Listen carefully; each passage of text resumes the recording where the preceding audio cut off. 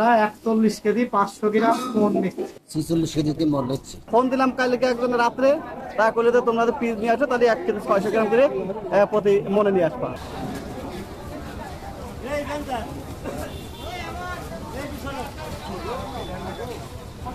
আমরা 41 কেজি 500 গ্রাম মন নিচ্ছি।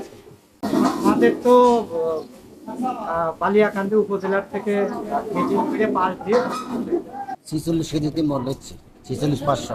বালিয়াকান্দি থানায় যত আড়তদার প্লাস ব্যাপারী আছে এরা এবং 7টা ইউনিয়নের কৃষক ছিল উপস্থিত থাকার পরে কৃষকদের সাথে সমন্বয় হয়েছে ব্যাপারীদের মনে ঘাটতি হিসাবে 1.5 কেজি করে মাল কৃষক ছেড়ে দেবে, এটাই চূড়ান্ত সিদ্ধান্ত।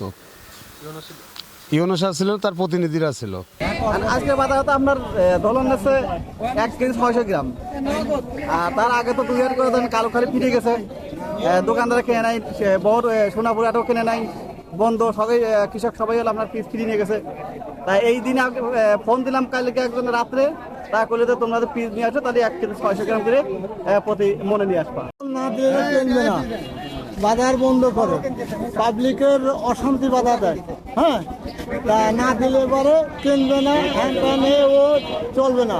হ্যাঁ, আমরা খুব ভোগান্ত, আমাদের খুব অশান্তি, মানে আমরা জানি এরা কিনবে না, আমার দলন দিতে হবে, দলন ছাড়া তো কিনবে না। আমরা একটি মতবিনিময় সভা করেছিলাম, সেই সভায় সকল স্টেক হোল্ডাররা ছিল, তাদেরকে আমরা বোঝানোর চেষ্টা করেছি যে আসলে সরকারের আইনের বাইরে আমাদের কোনো পদক্ষেপ গ্রহণের সুযোগ নাই, এবং 40 কেজি মানে 40 কেজি এমন একটাই কথা আমরা বলেছিলাম যে 40 কেজি মাল নিয়ে সেখানে 1 কেজি কম দাম দেওয়া এরকম আসলে আইনগতভাবে সুযোগ নাই।